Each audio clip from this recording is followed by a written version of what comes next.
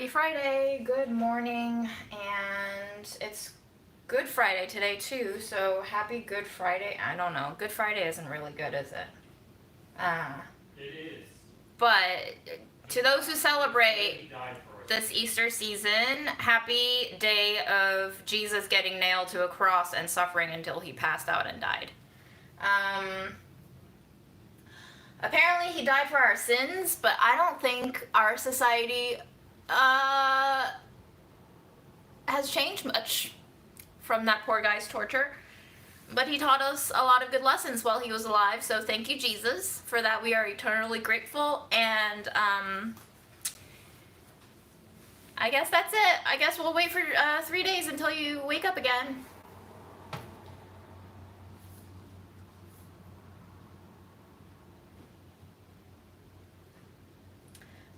So I took today off work because I'm having a short interview filmed inside my apartment with CUNY, which is the City University of New York.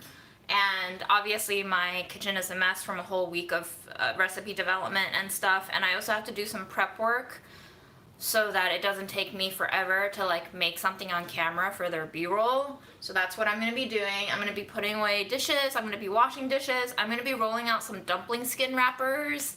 I have some gnocchi though that I have to portion out and freeze, and that's it. It's for, I think the show segment is called Asian American Life, and it features obviously Asian Americans. So, should be fun. I'll take anything these days to break me out of my routine, and I will always be happy to do something for nonprofits. Unlike when First We Feast reached out to me on Instagram asking me if I wanted to be featured on a segment of their Pizza Wars, and I said, is this paid? And they said no, and I'm like, this industry is fucked. But this is not a paid gig. Babish did it. Joshua Weissman did it, but that's because they have cookbooks and cookware lines out to peddle, and I ain't got nothing to sell to you guys, you know? So, if I ain't getting paid for my time, I think these live streams are way funner for me to make from my own home in the comfort of my own kitchen than to go into a studio and fake reactions and come up with this narrative about how competitive cooking shows are at all entertaining anymore in the current formula that they have. Does anybody watch those shows anymore? I'm sorry if you do and you like them, because I find them very tropey. I know you will buy anything that I sell, especially if you're of the diehard group who watches these lives to begin with, and that is precisely why I'm not going to be selling shit to you, because you don't need more shit in your life, and I don't need to put more shit into the world, because the world is already filled with so much shit. What about Duke-branded silicone baking sheets? Ew.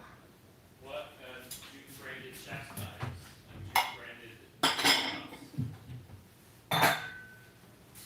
I'm gonna be honest with you. I don't think the world needs more cookbooks. I love looking at them. I've been like drooling over Lagaya Machan's Filipinx cookbook. It looks beautiful. I know nothing about the Filipino cuisine, and I've been just like yearning for it. And I also admire her so much as a food writer and a writer in general that I really want to buy that book. But that is the only cookbook that I feel like I want to add to my collection. But I'm also realistic about the fact that I don't read cookbooks, so I'm not going to buy it. But maybe one day if one of my friends has a copy, I'll just go, like, molest it a little bit, you know?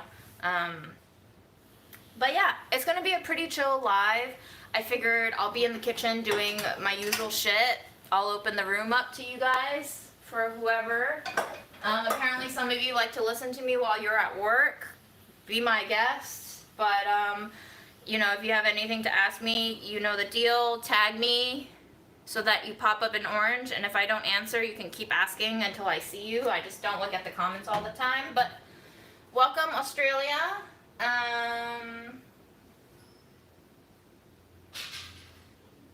Yeah.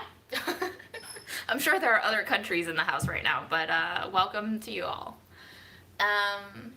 Korean Spleen Restaurant, yes. What's up, Aaron? What if you had like only 200 Australians watching? If I had only 200 Australians watching, that would still be 200 people. Australia. I mean, what time is it in Australia? I don't know.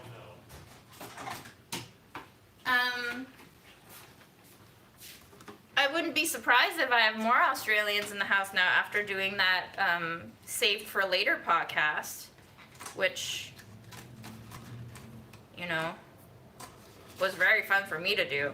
But I was also recording that at like 9 or 10 p.m. at night, my time, after a full day of work, going into the office.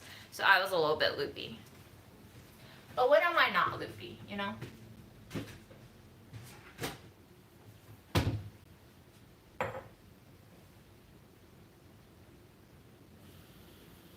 I can't understand how if you make a recipe up on the fly, how a judge tells you what you...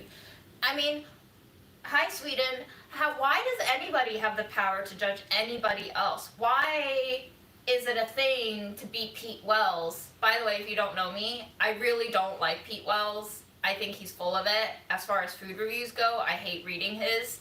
And I think this hatred did come out of one specific piece where he went to Guanfu. Was it a Sichuanese restaurant in Flushing? I'm getting no work done, by the way. I'm just ranting about Pete Wells. But it's a Sichuanese restaurant in Flushing, Queens, and he gave it like, I don't know, a lot of stars. And I was like, oh, this must be good. Let me waddle on over. And we had that meal. My mom, Erin, and I had that meal. One of the worst meals of my entire life. The food was okay. Like, it wasn't bad. It was good food. The prices were pretty high for what they were. The decor was obviously mostly for white people and the nouveau riche Chinese immigrants. This was in Flushing? The Flushing one. And I cried at the end of that meal because they gave us this like thick ass menu book with glossy photos. That was really for rich Chinese dudes. It was for rich Chinese, but it was also for white people like Pete Wells because he gave it like 4 stars or something. But anyway, I ordered a dish that looked fantastic on the menu, and then when it came, it was like a completely different thing. They made it look like tteokbokki on the photos, like silky long rice cake strands. And then when it came, it was shanya, which is a mountain yam, which is like this crispy, crunchy, slightly okra tasting thing covered in osmanthus syrup. And I was like, this looks nothing like your photo. And then they were like, oh, flip to the first page of the menu. And then there's this fine print in Chinese and then translated poorly in English that's like, don't take these photos like at face value or something like that. The only time I've ever seen that on Like just for reference only. And I was so angry and I was like, this is lying to your customers. And he was like, do you want us to fix it? And I was like, no, I want you to take it back and take it out of our bill. And my mom was like, no, you can't like make them lose face like that. It's a very Chinese thing to not make the other person lose face. And I was very angry and my mom was so fucking nice because she's a fucking angel all the time. And she was just like, yeah, it's fine. And then they took it back and they were gonna fix it and it just came back with more syrup on top. And I was like, this is fucked. So at the end of the meal, which I was obviously grumpy throughout because I'm a party pooper, that's what I do for a living. I decided that I was going to take a photo of that menu picture just for my own memory's sake because we paid over like $200 something for this meal. And I'm taking the gnocchi. Take the gnocchi, yes. Thank you for eating the gnocchi. And they saw me taking the photo of the menu. And they didn't want me to take a photo of it. But I already got the picture. But they came over, they took the menu away from me, and they're like, oh, we're sorry. We have a no photo of menu policy. I'm like, what the fuck is this shit? And I just started crying. Like, I stormed out of there. And my mom was trying to, like, calm me down and tell me that it's fine. And I was just like, from that moment on, I do not just take Pete Wells' word as truth anymore. And when I read his writing very much reads like it's for his own sake to show off how well he can write, and he does write very well. But it almost becomes more about Pete Wells than about the food. And And I feel like Lagaya Machan is like the total opposite of that. She always honors the food, the tradition that the food comes from. She gives you a sense of the space beyond just what being a consumer and a eater is. She gives you a sense of the space from like this omniscient narrator's point of view that just makes you feel planted into the story that the food comes with. And I think that I feel like that is my golden standard for food writing, so that's why I want her cookbook.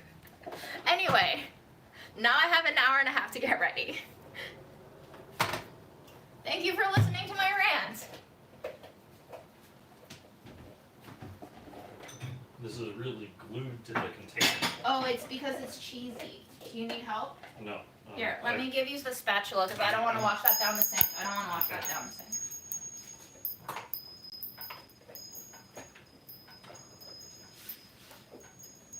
This is also where all the flavor crystals are, so you would be... Your flavor crystal. Thank you. That's a very good compliment. Mm-hmm. Friends of flavor crystal. Why did you even switch tubs? Because I don't... This is There's bulky. no liquid. Alright, Makes whatever. sense. Yes, it makes sense to you. It does. Uh-huh. I'm not denying it. I'm not denying it. I'm Thank just you for- repeating what you said. Thank you for agreeing. Bye.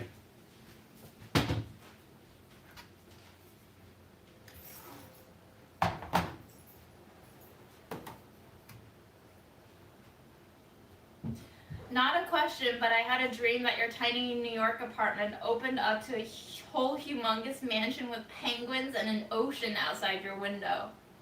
It does. Wow. That's exciting.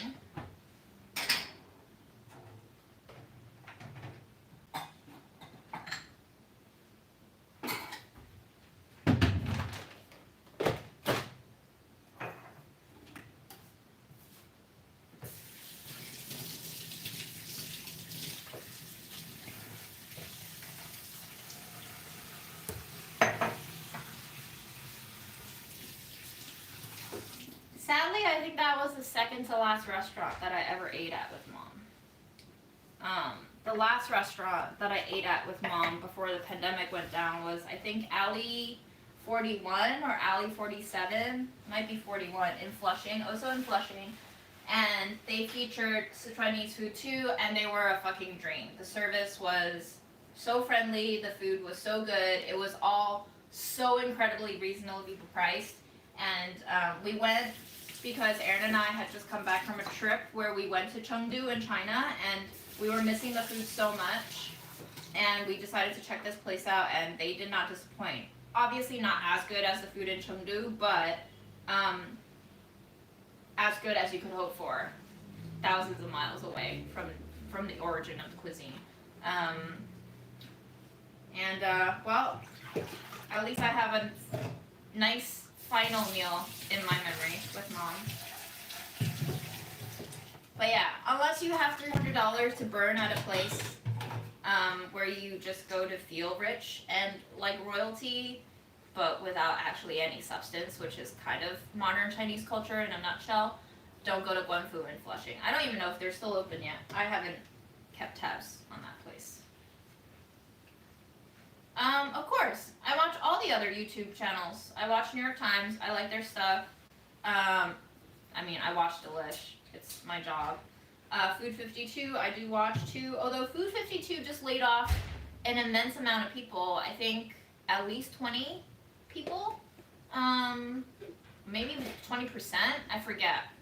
But they laid off a lot of their creative content creators. And they're trying to focus more on e-com, is what it sounds like. So not sure what the shakeup at Food 52 is. Fredo is in the bedroom. More on modern Chinese culture. I'm not a fan. It is super fake. It is tainted by the wealth disparity and the kind of intensifying classification of people who don't have money and people who do have money, and just the way that you're treated depending on how much money you have and how different that is exhausting and disappointing. And in the meantime, people, no matter what class they're in, like to peddle this propaganda fairy tale of what Chinese culture stands for, of what Chinese culture used to stand for, of the ancient Chinese, ideals of like the basis of Confucianism and the values that came with that school of thought, none of which are actually upheld by modern practices in China. So there's just this huge discrepancy in what we take pride in as Chinese people and what is actually happening in China in terms of how we treat people. And obviously, boy oh boy, do I have a lot to say about the politics in China. They are committing human rights violations every day at every level. Corruption has been rampant and it has just become normalized. And I don't know what I can say. I mean, I have family there. And I know that when I was teaching there in 2011 and 2012, all of my relatives were like, yo, get the fuck out of here as soon as you can. Like, I don't know why you came. So if that doesn't give you a picture into what China is like, I don't know what will.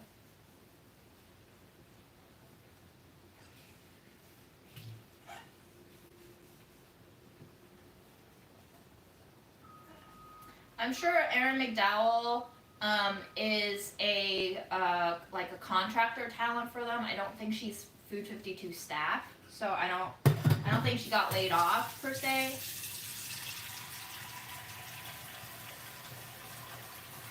Lily, I have no tips for maximizing storage and space. As you can see, I don't really maximize it. I just find places to put stuff into. I would say the most way you can maximize space is to not have a lot of shit. That's it.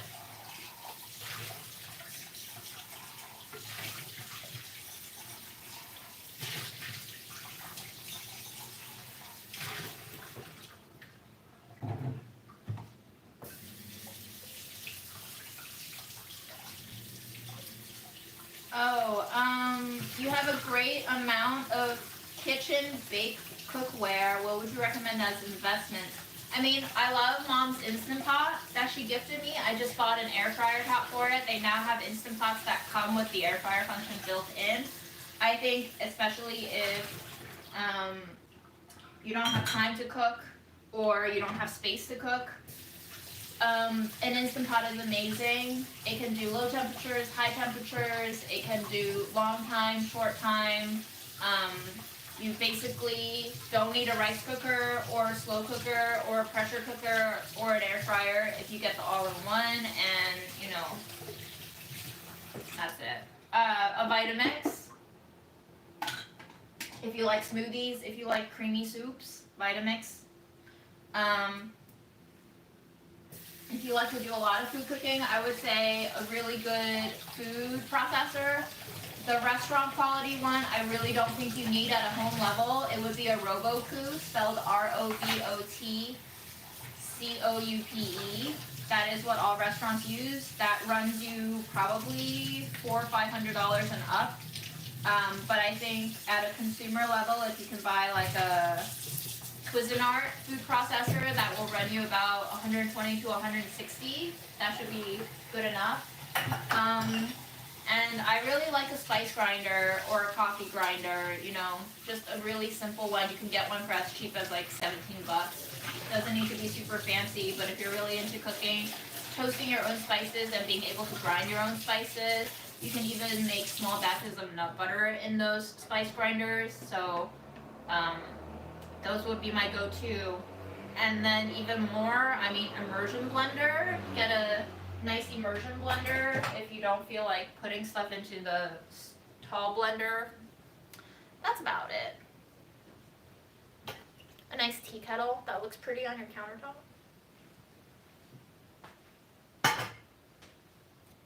Condé Nast union opinions? Hell yeah. Fucking pro-union all the way. The industry needs to change, and the only way to change the industry is to unionize all parts of the industry. Condé already has several unions, like the New Yorker is a Condé Nast publication. They are already unionized. So The more the merrier. Join the party. And the more workers that get unionized, the more power we all have across the board. It doesn't have to be just in the media industry. I mean, Amazon's getting more success unionizing now, which I'm fucking happy to see. Starbucks is unionizing. Starbucks apparently already had like pretty good benefits, but it really doesn't hurt to unionize because that means you are guaranteed your benefits in the long term. So any narrative that is like unions are not necessary, sure, unions aren't necessary, but like good food also isn't necessary. You can just eat crap food your entire life and get sick and die from sickness.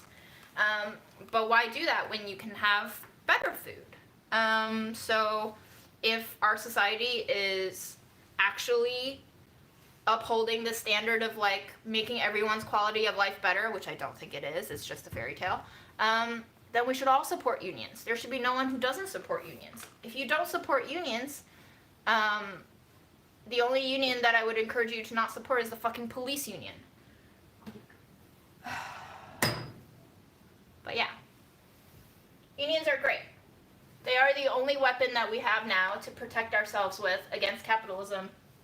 And capitalism swallows us up whole. Not just the poor people, not just the working class. Capitalism destroys all areas of our lives and the environment and other fucking species too, because we're ruining the environment where other species live. So think about that. Think about the chain of events.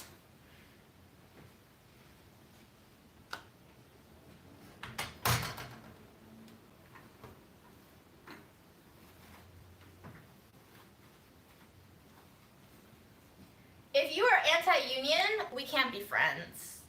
Unless you talk to me about why you're anti-union and you let me persuade you that you are actually pro-union, but you're just scared because you grew up with a family or a background that tells you unions are bad.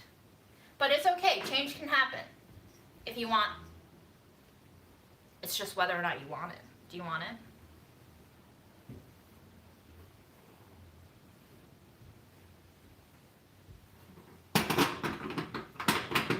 I don't rather any systems over capitalism because the whole reason why capitalism has gotten so out of hand is because our species is fucking fucked.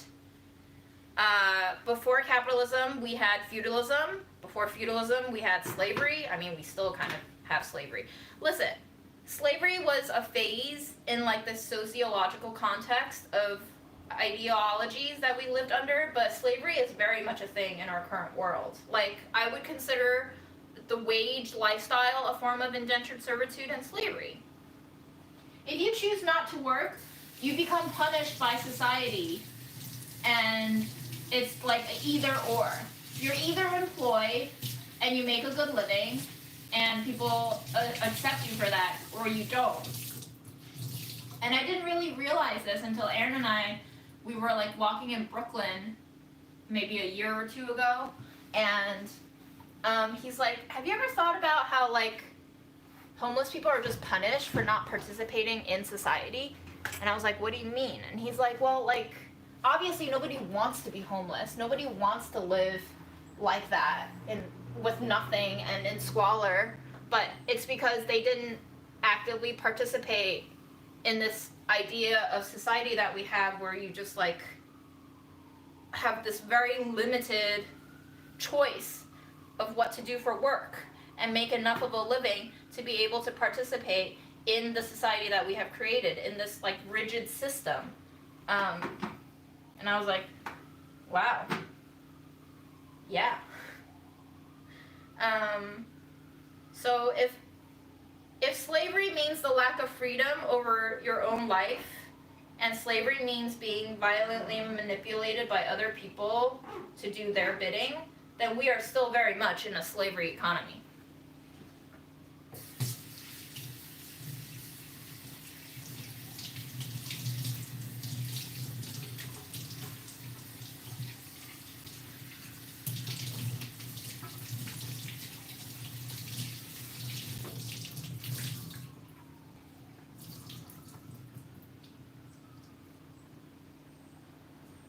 And let's face the facts, right? Like, we don't need to work the way we keep insisting we need to work. We don't need to make more shit. In fact, making more shit is detrimental to all of us. What rakes in the money at media?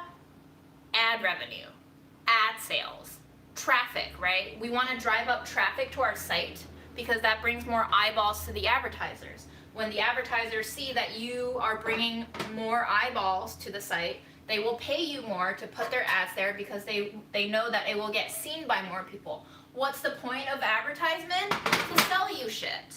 Do we need that shit? No, but we then come up with all sorts of narratives about how you need this shit to be a complete human.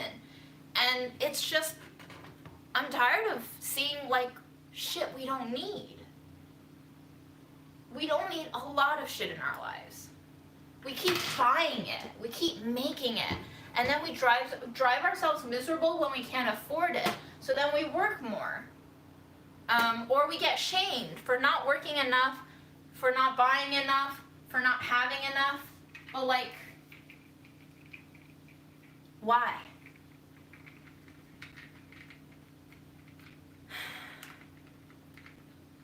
Chloe, to your question, I think that depends on the union and the contract that they set in place. As far as I know, our contract doesn't have that clause in it right now. A union is composed of the worker. As long as the workers who unionize are actively participating in the unionization process, which they should, because a union is a democratic setup and a democracy needs the people to participate in order to continue being a democracy, then they can fight for whatever to go into that contract. And it's up for the union to collectively stand together in solidarity to push that through onto the bargaining table and for management to accept those terms. It's all about who's bargaining and what you're bargaining for. If you have a union that is not well organized, that doesn't have a motivated workforce, where people don't care about what's happening in the union, then yeah, shit's gonna go down and it's not gonna be in your favor because you're not participating. So that's my main gripe about organizing a union, is it's exhausting. It's exhausting because you have to convince other people that this is worth fighting for, and you have to convince, the bigger your union is, you have to convince more people to get on board with you. So it's all about how well you guys are cooperating within a union and how on the same page you are. If you're not on the same page, you're in trouble. Which is why unionizing is a whole other job. Which is why if you have an employer who is resistant to unions, it will make your job as a union participant that much harder. Which is why they're evil, if they're anti-union. Because they're basically trying to burn you out. Not only do you have to continue being a worker for the company, you have to continue being an active participant of the union in order for the union to be what it was originally dreamed up to be. The harder the company makes that process for you, the more burnt out you will be, and the more they rely on that burnout process to make you give up the fight.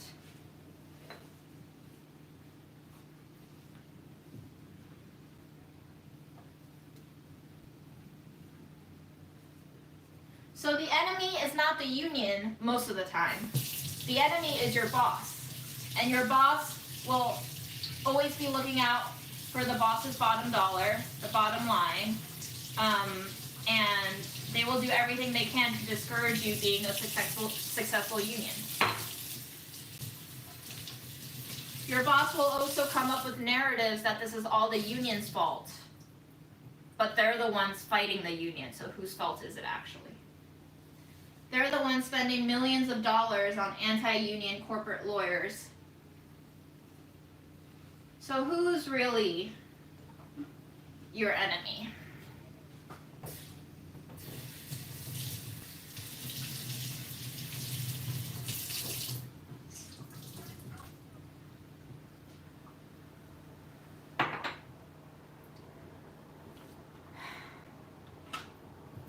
Freedom is, to me, self-sufficiency, which is everything our consumeristic capitalism desires and demands of us right now.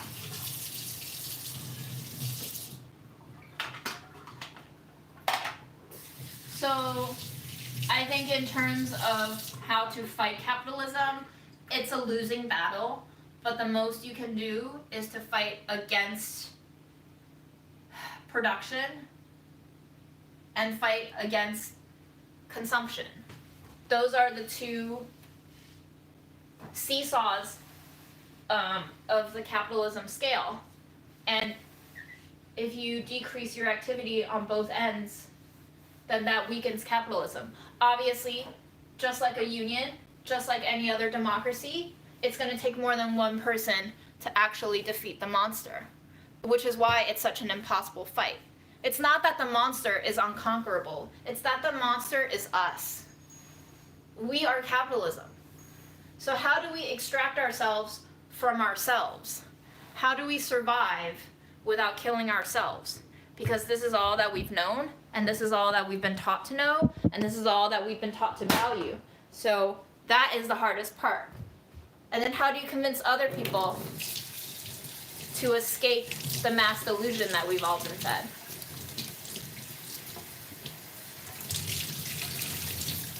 I was on the bargaining committee for the Hearst Media Union, but then Mom died, and I passed the duties off to Zach, our beloved Budget Eats editor. He's doing a fantastic job. We're very much on the same page about how strongly we feel about the union, so I'm very happy that he's taken it on, and I'm very sorry that he's taken it on, because it is a tremendous job. It is it is insane in how much it demands out of you, on top of all his other job duties. But I just knew that I had reached a breaking point with Mom's death, and I knew that I just couldn't do it justice anymore. So I tapped out.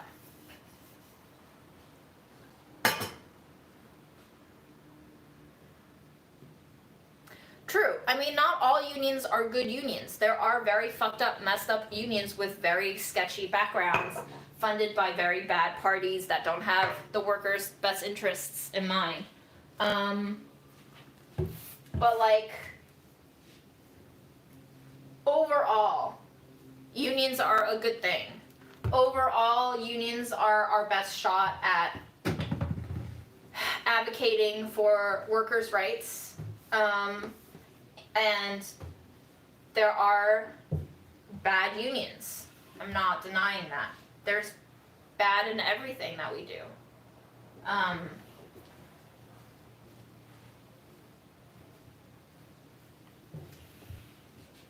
But so far, I think more unions is a good thing for our society in general. It's not going to win the fight. It's not going to win the war. It's just reestablishing equilibrium. Are there any jobs that you think shouldn't exist? I mean, shouldn't is a very loaded, vague, imprecise, abstract judgment call. I think there are jobs that should exist, but that we need to know how to curb it. Very much like the way I binge eat out of control. Like, there are no foods that should be off limit to me, but there is a certain point at which I should stop and realize that it is an illness that is making me consume more than I need to. So in a way, do we need a Jeff Bezos? In the beginning, I think we appreciated Jeff Bezos. And then he turned into a fucking monster because he didn't stop. So it's really hard to battle with yourself and to know when to stop in all areas of life. With me, I battle with binge eating, with guilt, with shame, with feeling anger because I feel like other people aren't matching up to my level of expected morality. But that becomes toxic at a certain point. And it's really hard to know when that line of toxicity starts until you're very much in retrospective analysis of it. So, are there jobs that shouldn't exist? Yeah, at this point in society, I would say if you're selling fucking weapons or manufacturing weapons, like, stop. How much of our economy being driven by military production and how much destruction and pain that directly causes is insane.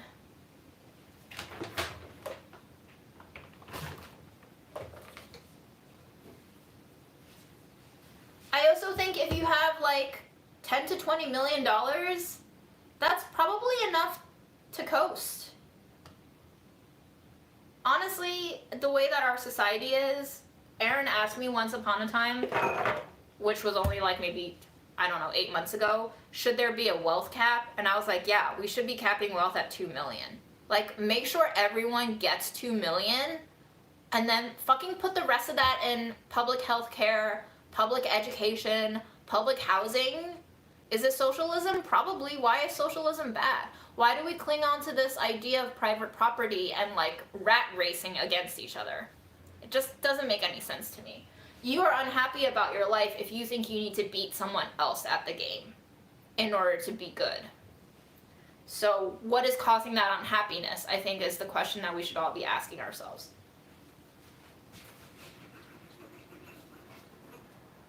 And then problem solve. Instead of just putting more bandages on top. Like, your arm is still gonna fall off if you have gangrene, you know?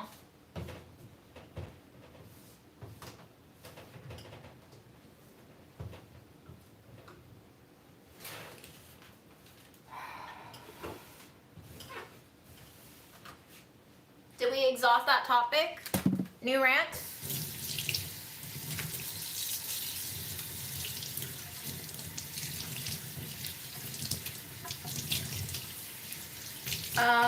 Okay, because this is not a socialist country is not a good enough comeback, unfortunately.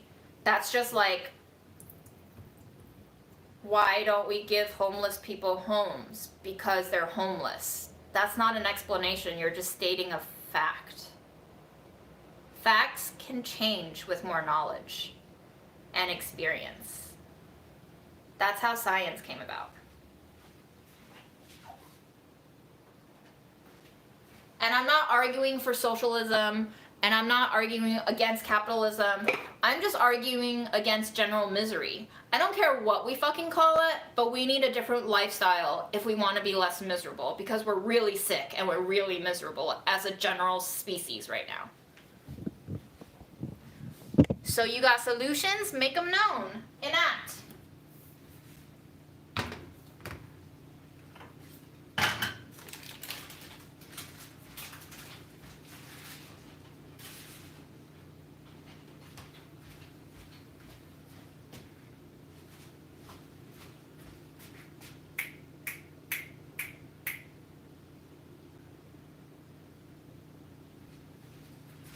Okay, we're gonna do something else before I start on the dumpling wrapper, but we have an hour before they arrive, and I want to take that bed sheet down, and I want to put these curtains up that I made once upon a time. And I bought this dowel just for this purpose. And hi, good morning, Fred. What up, buddy?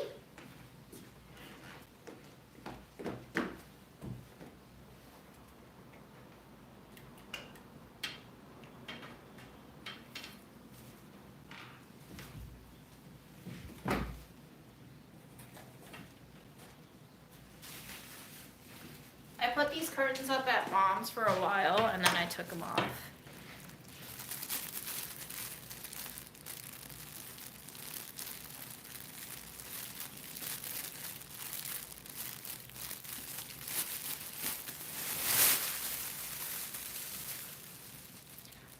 I'm not saying you're not educated. Are we really gonna fight about this? And I'm not refusing to converse with you. You're more than welcome to. I'm just saying, give me more than stating the fact.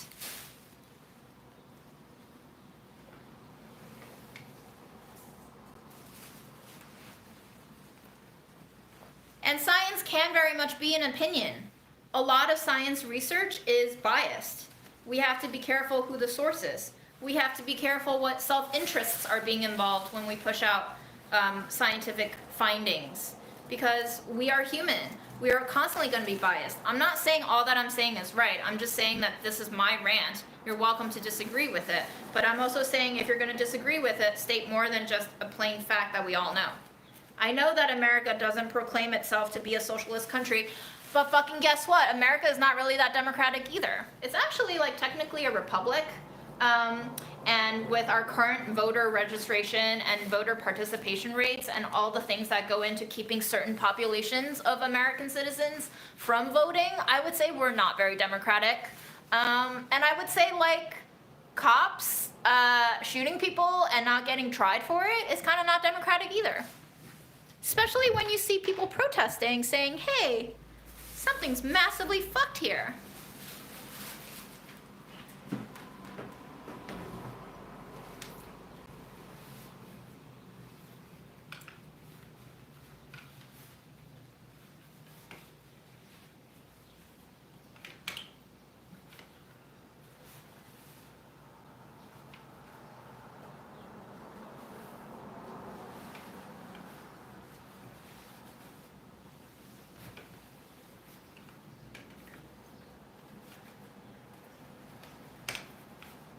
And I would say, like, billionaires somehow escaping or using tax loopholes is also not democratic.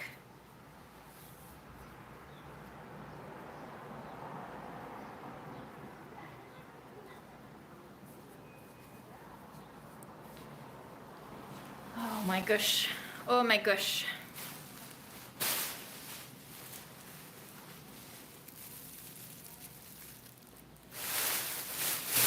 I'm currently of the opinion that we need to decrease the cop force, and they're not effective anymore.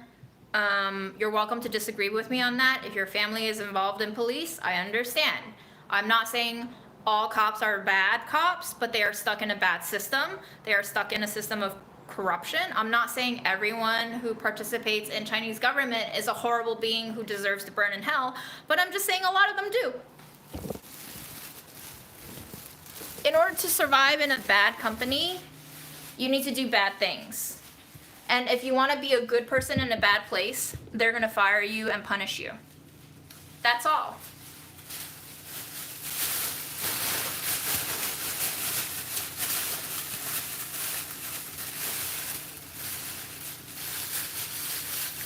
When my wallet was stolen, you didn't call the garbage man. Right. I called the police because we still function with a police system, and they're supposed to be the maintenance of order in society right now. But I also didn't press charges because I didn't know what that would put the man through who stole my wallets, because I don't know the depths of the justice system, and I didn't want to subject a human being to that despite his mistakes. He partially ruined part of my life, but I didn't want to put him at risk for ruining all of his. And let's just be clear here. I'm anti-cop right now. That's just my political stance right now. You don't have to agree. I'm also not going to agree with you that we need cops. So that's fine. We can disagree. And if you're going to be angry at me, you can either stay and continue arguing with me, or you can leave. That's all.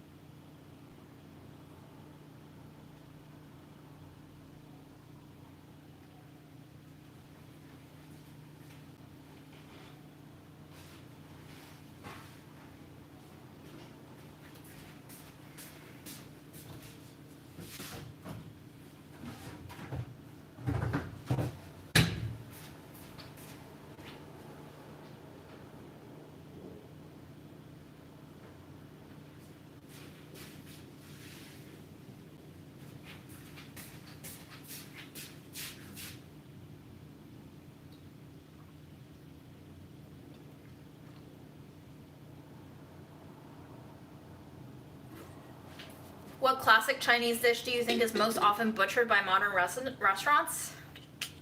I don't know. Do we count like Chinese American modern restaurants, or do we count like modern Chinese restaurants? I also don't really know what classical Chinese food is supposed to be, honestly. I immigrated here at a very young age. I grew up mostly steeped in American culture.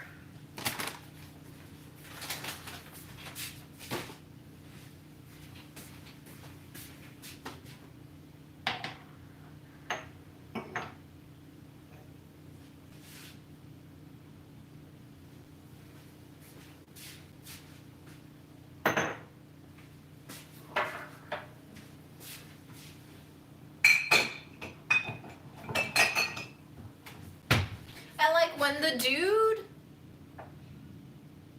stole my wallets and I reached out to him and I was like, let me know or else I'm gonna call the cops. He returned them.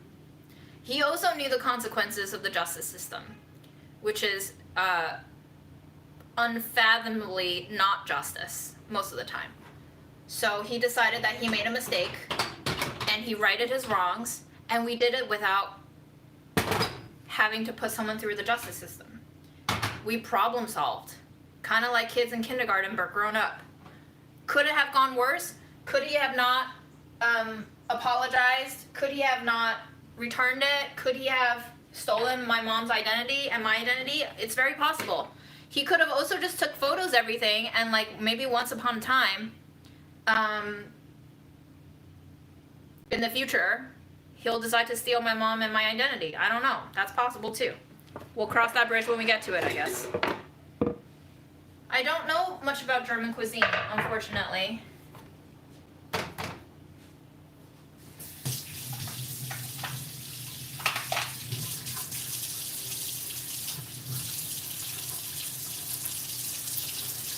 I think mapo is pretty classical. I think I had okay mapo in like Philly when I was in college. I think it's fine, but who's to say what's right or wrong when it comes to food? It just evolves. It's not going to be what you remember it being. Like even Pop-Tarts taste different. Even Little Debbie snacks taste different. Is that because it's not authentic anymore, or is that because memory is faulty, or is that because ingredients have changed, or what? I don't know.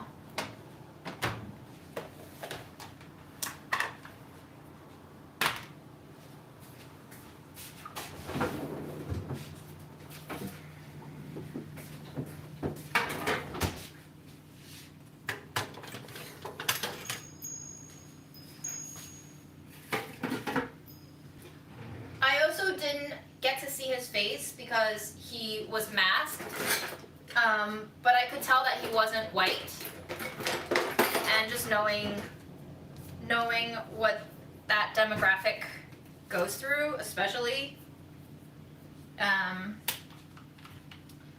yeah, we all make decisions. They might not be cohesively the same across the board, and that's fine. I want to believe that people can change. And I want to believe that we can become happier, not because some Deus ex machina came down from heaven and granted us salvation from our sins, but because we decided this society is too much bullshit and we don't need it. Maybe one day.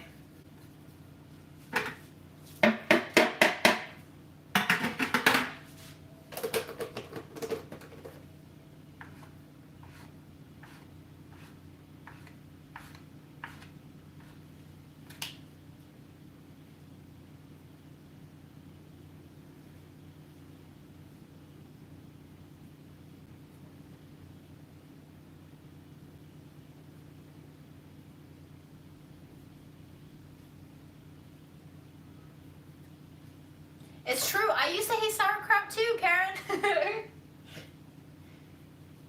But now I love it.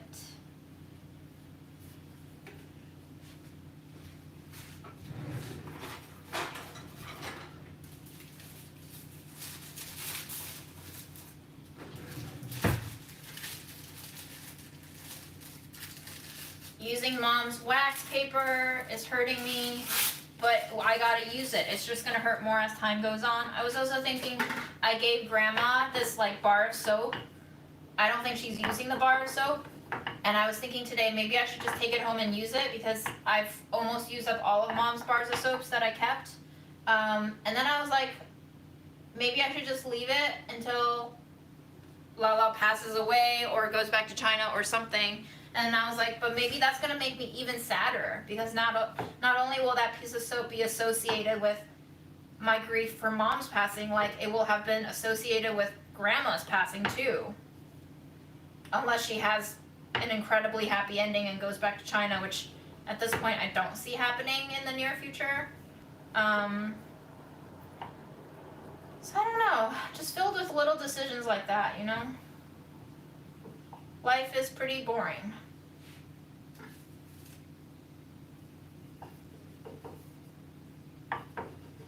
Twinkies don't even taste like they used to in like 5 years ago. I remember having a Twinkie 5 years ago and it tasting much better than what I just tasted a month ago.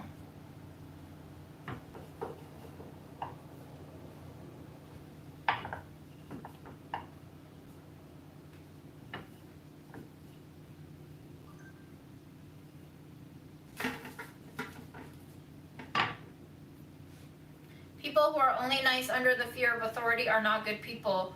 Unfortunately, most people function like that. Most of us function under punishment.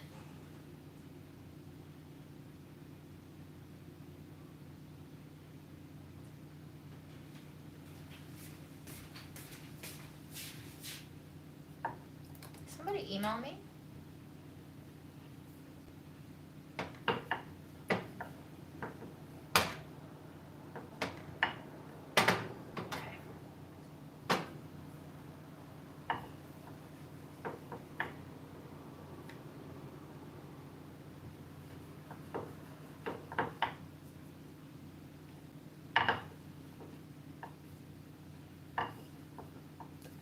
I used to be, and probably still hold within me, a very evil part of myself.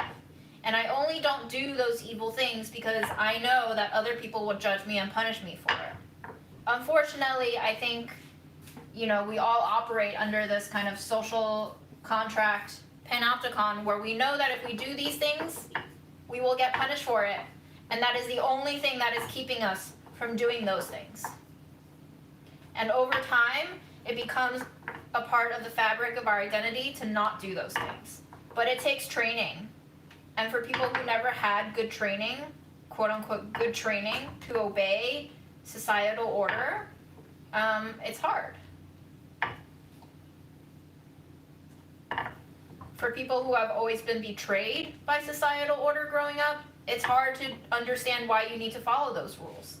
Like, everybody grew up with a different set of experiences. The world is not the same. I don't really celebrate Easter. I mean, my parents were Christian, like they are Christian, but I don't really know what people do to celebrate Easter. I did go on a few egg hunts as a child, as a wee lass.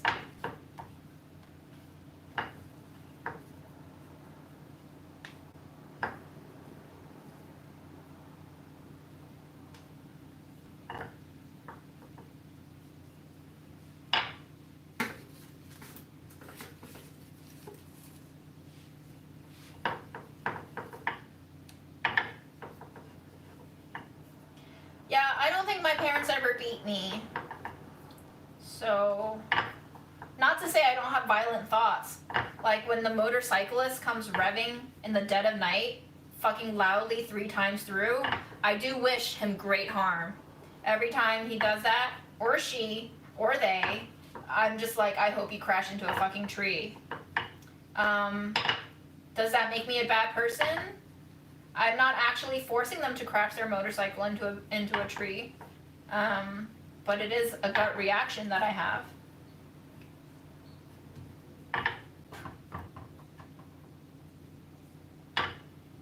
Hi, BC.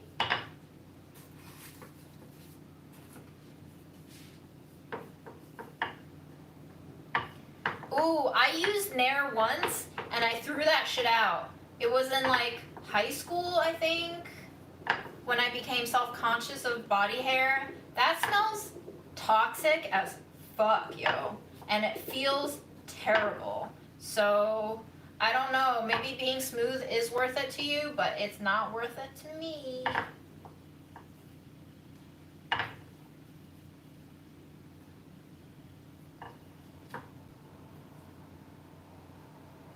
It's probably gonna give you cancer. But like, everything in the world is giving us cancer right now, including politics, so.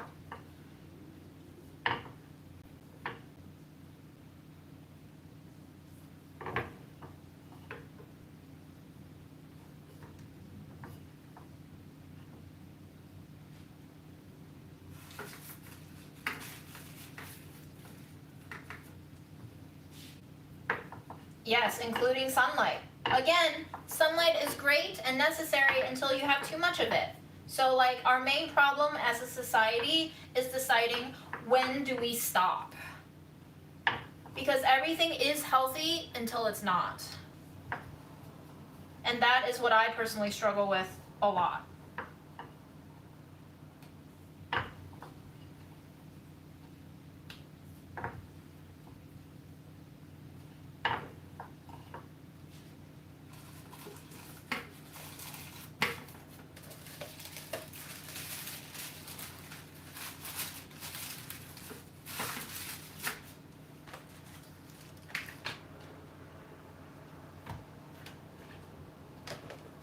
Yeah, oh my gosh, water has so much microplastics.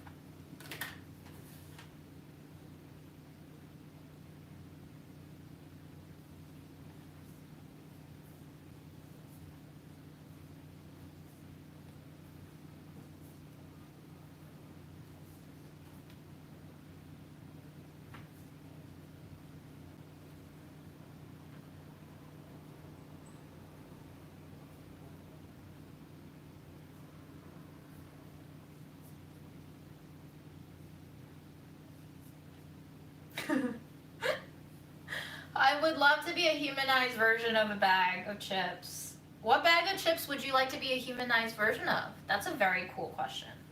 I believe nobody in history has ever asked that question before. I believe we are the first to ask it. So answer it carefully. Be honored that you have been graced with this random internet.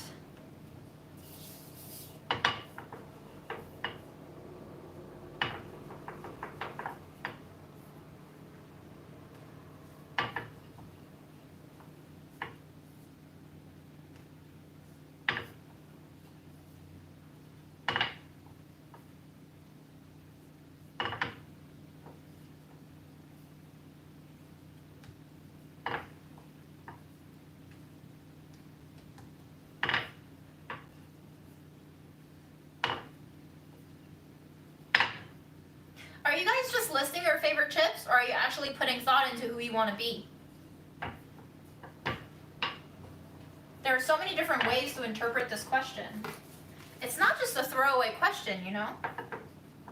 It could come with a lot of substance and meaning. As much as you want to give it. I'm thinking about it. First I was like tempted to say Mom's favorite cheese doodles, but then I didn't know what her favorites were because she just always bought the cheapest bag because she always bought the cheapest for herself. It's very sad.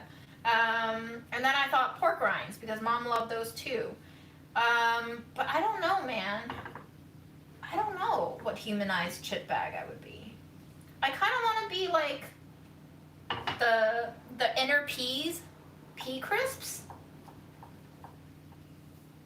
They're like kind of oily and bland, and if you eat a lot, they make you fart really bad farts, which I think is kind of apt. I don't quite know how yet, but I think that is me.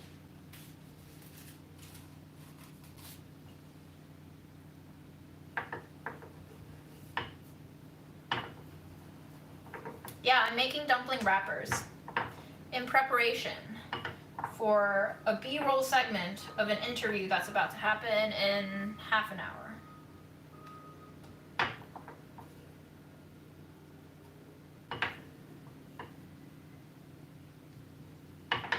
I give myself bad farts too, you know, so it's not just you.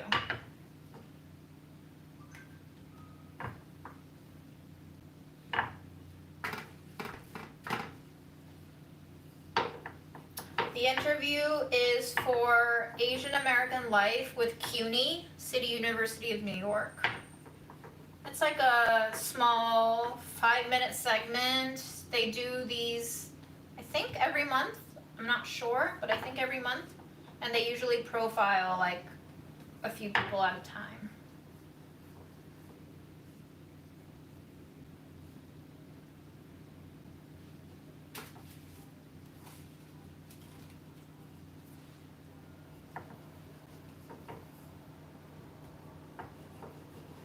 Ooh, are the LSATs as hard as they seem to be? I feel like they're just impossible based on what I've heard. How would you describe LSATs in 10 words? I don't know J News. Or JK News. Don't know how that's even pronounced. Do I get nervous when interviewed? I mean, I think I get a little hyper. I think you can probably sense the hyperness. But I don't really get nervous in like a jittery way.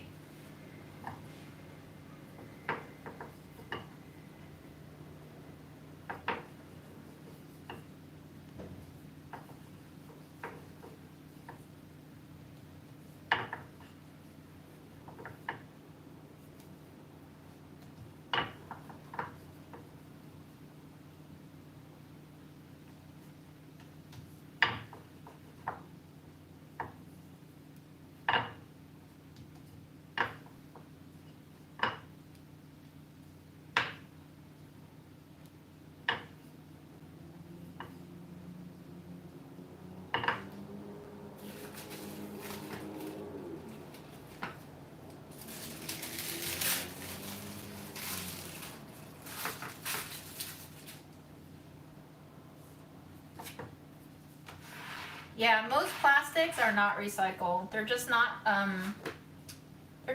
economically worth it for us anymore, unfortunately. So we all work for the dollar, but we don't know what the dollar means.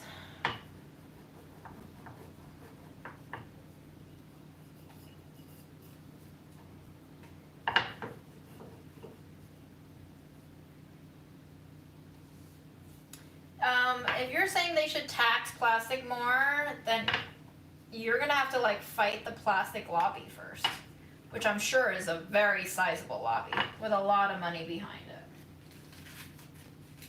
Most of the things don't make sense because money doesn't make sense, and our world is driven by this idea of money, and we don't really think about it. We just do it because we assume money is a good thing. But if anything, I've learned even more in Mom's death that money is a burden. It makes me miserable. And as long as I have enough to house myself and to eat,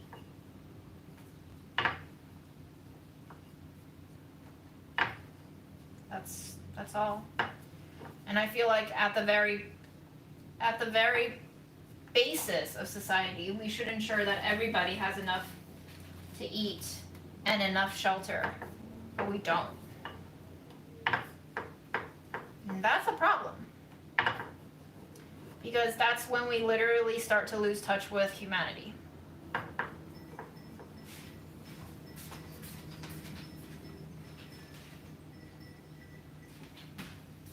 Hello? Hello?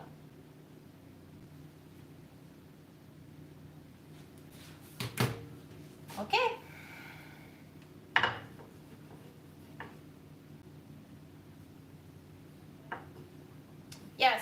recyclables were always being shipped to China for the most part from all over the world, but China stopped taking those a few years back. And so now they just don't get recycled.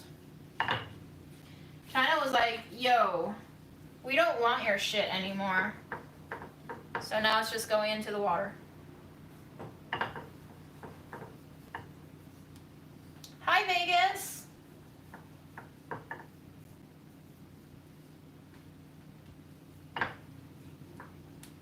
Unethical and illegal are concepts that we made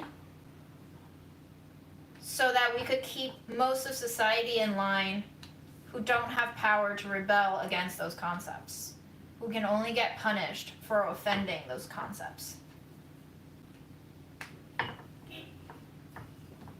Unethical and illegal were created as fairy tales. I think the only thing that was worth learning in school was when teachers would say to me, there's no such thing as fair.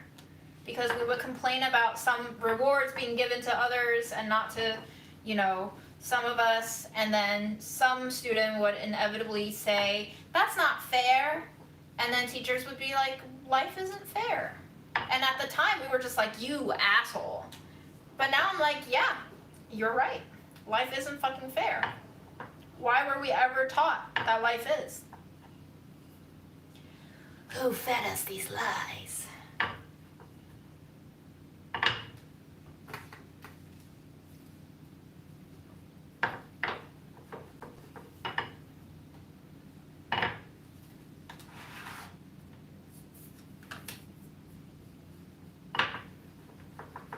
That's also very true, Naoko.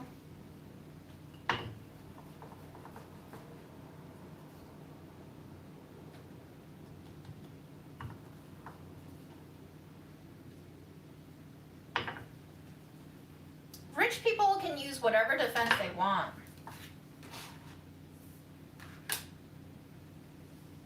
They don't even need one. Other people will give it to them. We have this idea that if you are rich, you did something worthy of that wealth. Maybe you did. But it certainly isn't fair.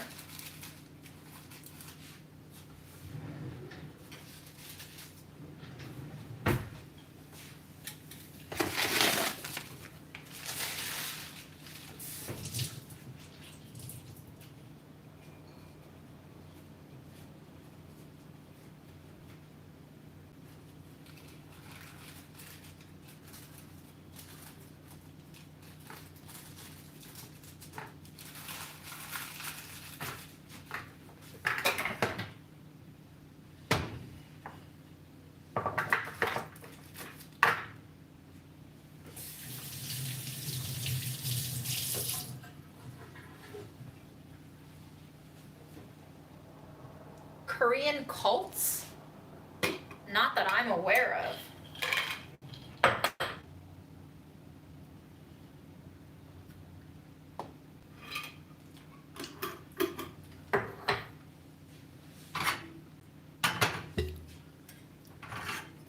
Do people hate on Elon Musk or other people for being rich?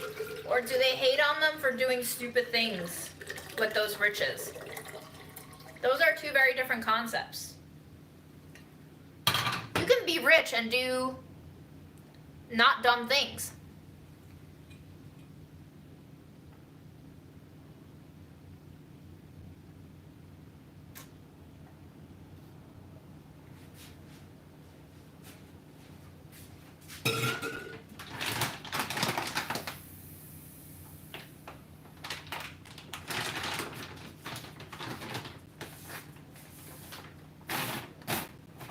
But I don't hate on Elon Musk. I don't know enough about him. I just know that him and Jeff Bezos are kind of like big babies, throwing mud at each other.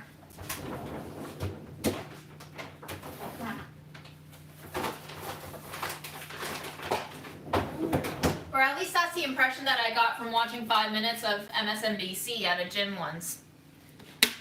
Just like fighting all the time about nothing of consequence. Who cares about space?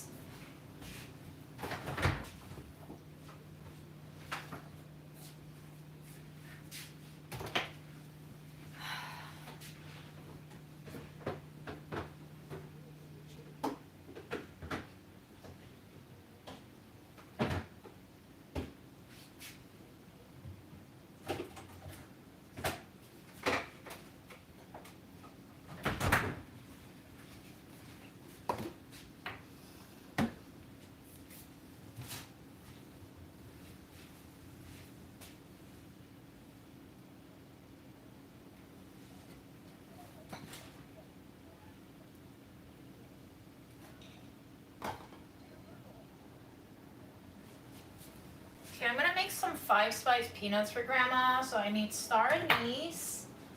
I also need cinnamon. Maybe some citron peppercorns.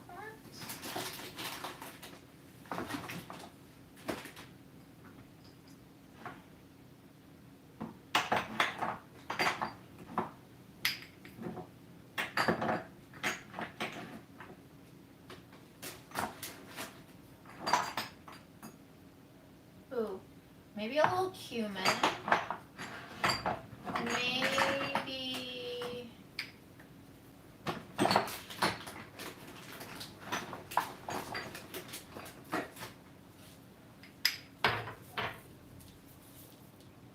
Oh yeah, I'll use some of this.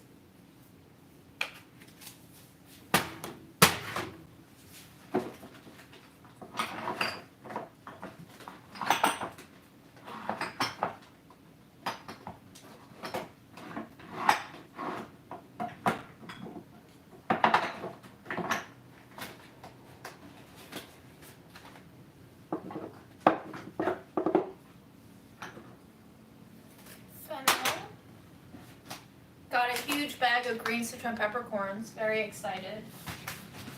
It will be for a delish video coming soon to a theater near you.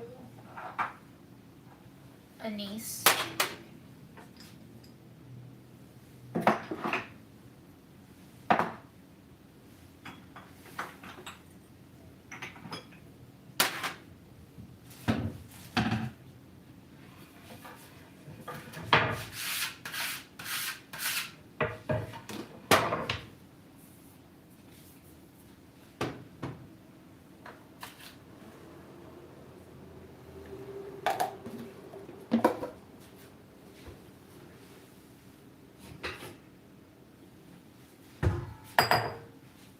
I'm prepping some dumpling filling.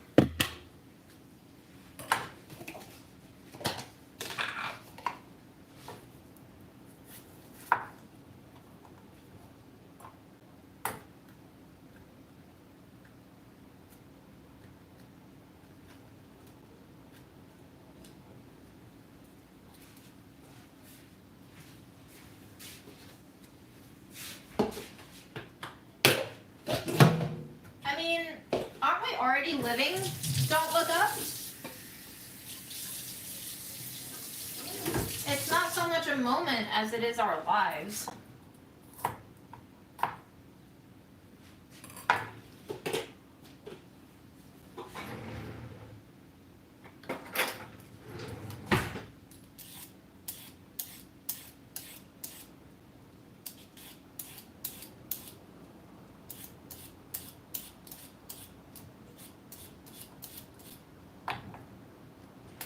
Remember the pork skin I saved for Lala? I decided we're gonna put it in a dumpling because she finds it too heavy to eat on its own. So I figured giving her a little portion every now and then is probably the best way to go about it.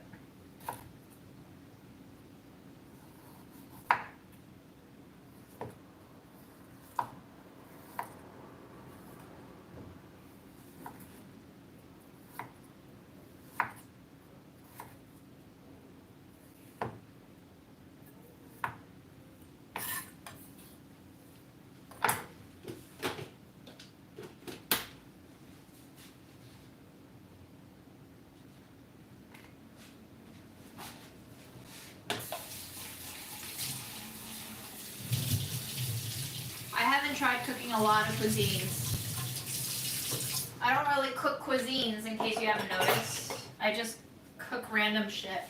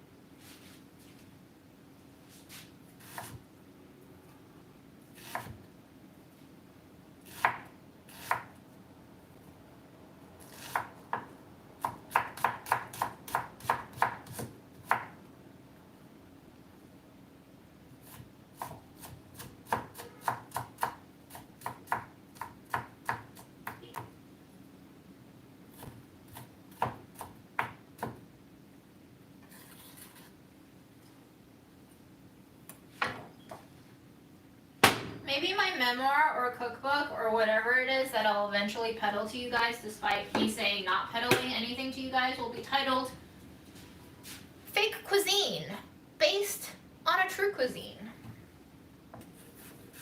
But it's still all a lie.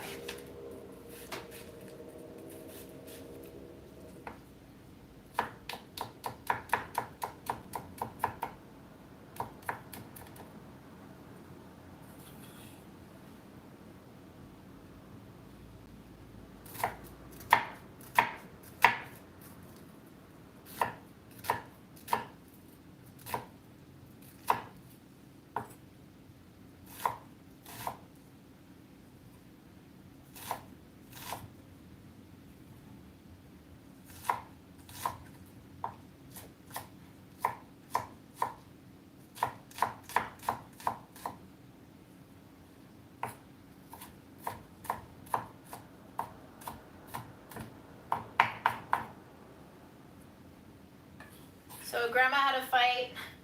I don't know if it's a fight or not, but Grandma raised a little concern with the nurses yesterday. She insisted that they keep giving her leftovers, and also she tells me that she's certain that the facility is run by gangs, because she says there's always like men dressed in black coming into her room 10 at a time and only throwing her a little tiny hard cookie or whatever that she doesn't like to eat, and that's the only thing that they feed her. And I'm like, Grandma, I'm pretty sure that's not true, because I visit you every day and I see food trays going in and out, and I can't imagine why they would just give you nothing to eat and leftovers. But apparently she demanded that they give her something new.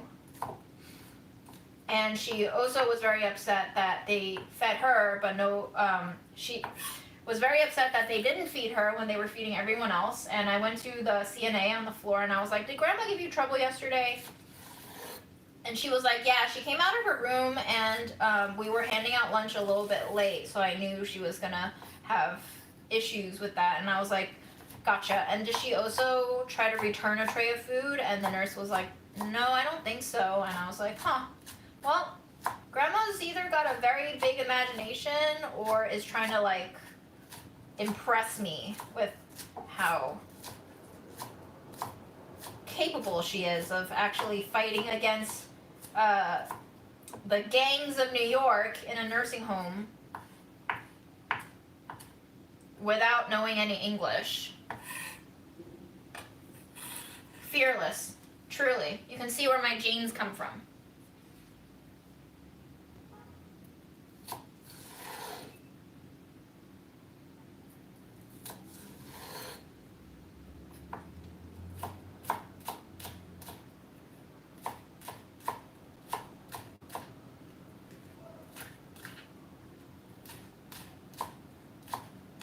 I mean, let's be honest about memoirs and cookbooks. The best memoirs and cookbooks are a memoir cookbook or a cookbook memoir. Like, why have one when you can have both?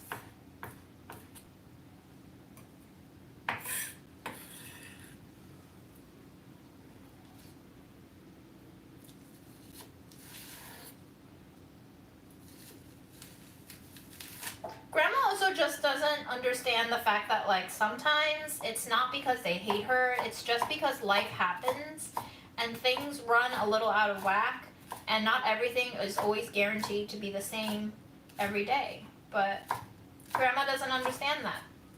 I sent her food one day, and I didn't visit her because now they require a rapid test every time before you enter, and sometimes I don't have time to sit there for 20 minutes after getting my nose poked for the 18th day in a row. And she called me and she was crying. She was like, they didn't let you up. And I was like, who didn't let me up? They were like giving me food and telling me that you tried to come up 3 times and they wouldn't let you. And I'm like, who? Who told you this? And I was like, Grandma, do you speak English now and you didn't tell me? And she was like, no, I don't speak English. And I was like, okay, so did you talk to them in Chinese? Did they talk to you in Chinese? And she was like, no, but they just told me. And I'm like, how in the fuck? I didn't use that word.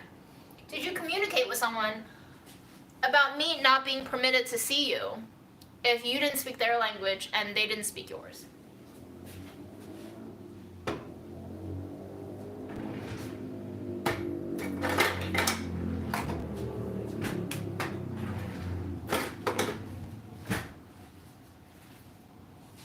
How in the fuck, Grandma?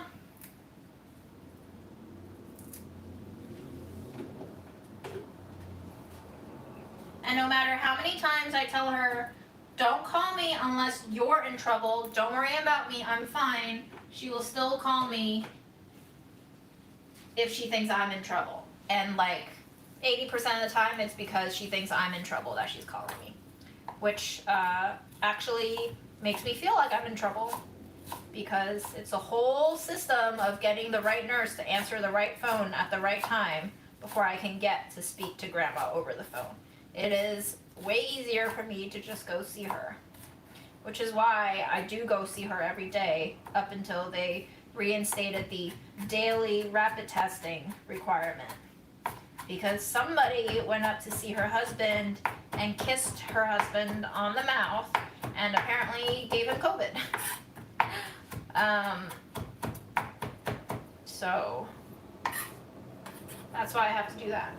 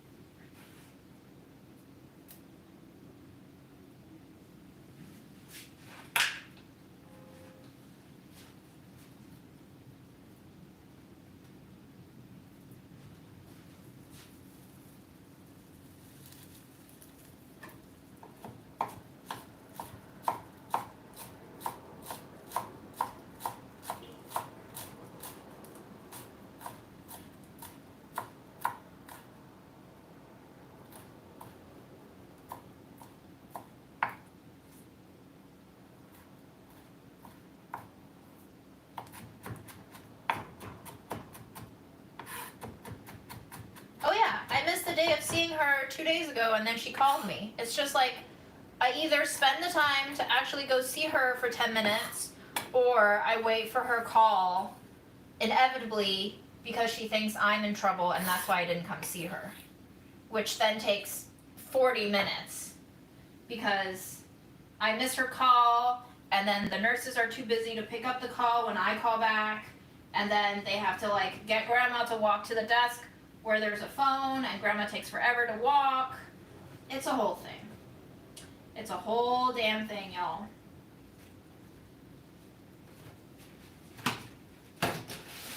I am exhausted.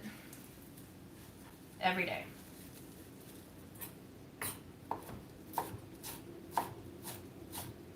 Thank you. I think the haircut came out well too. And much easier than cutting my own, that's for sure.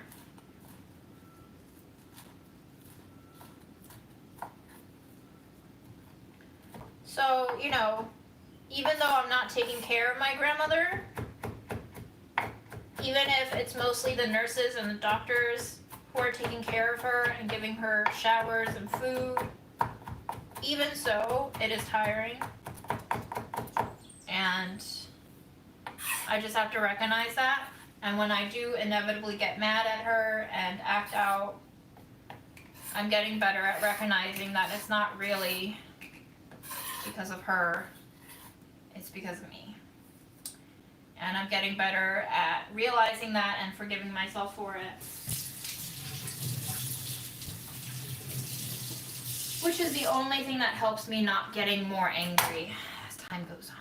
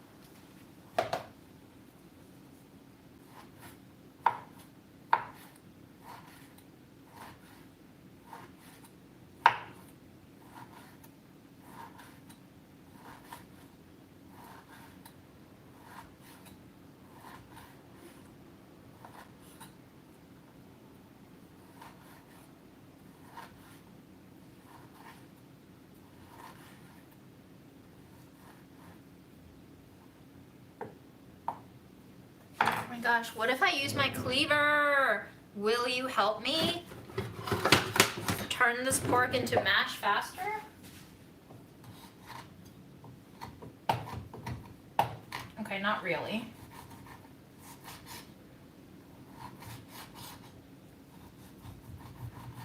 But maybe when I have more pork, you can help me wham through it?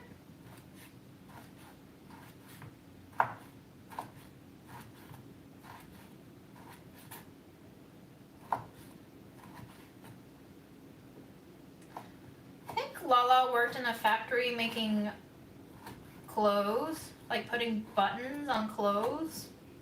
And also in a factory where she made like bowls, potentially, but I can't remember for sure.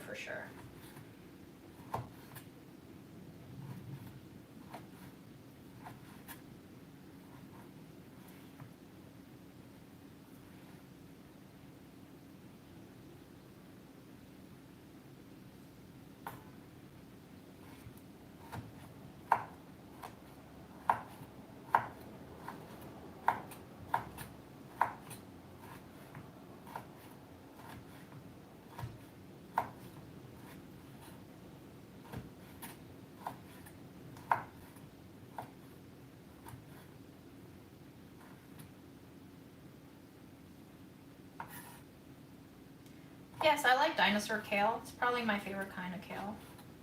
Oh, well, lacinato or lacinato is also good. I mean, kale's fine.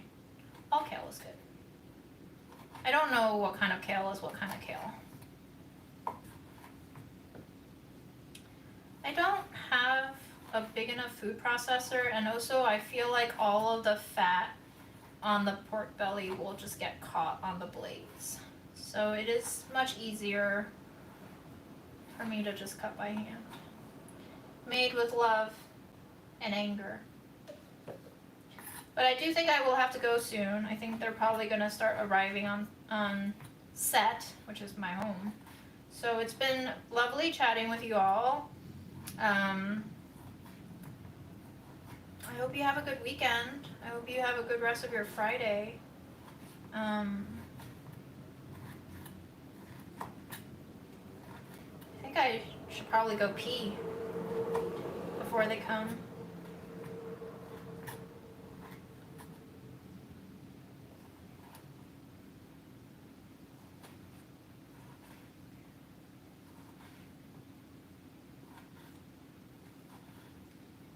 Yes, I think I will go do that.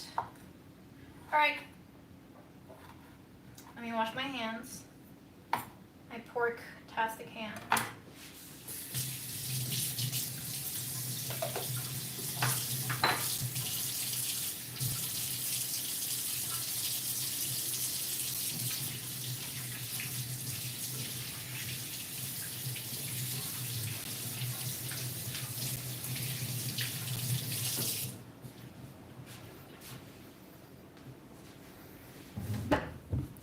Let's go see Freddy.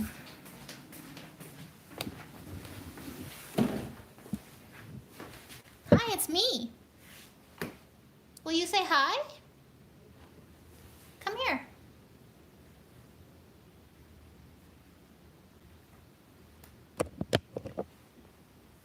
Yes, I was just cooking pork. You smell it, don't you? You want pork? Fred, do you have some words of advice for our viewers today?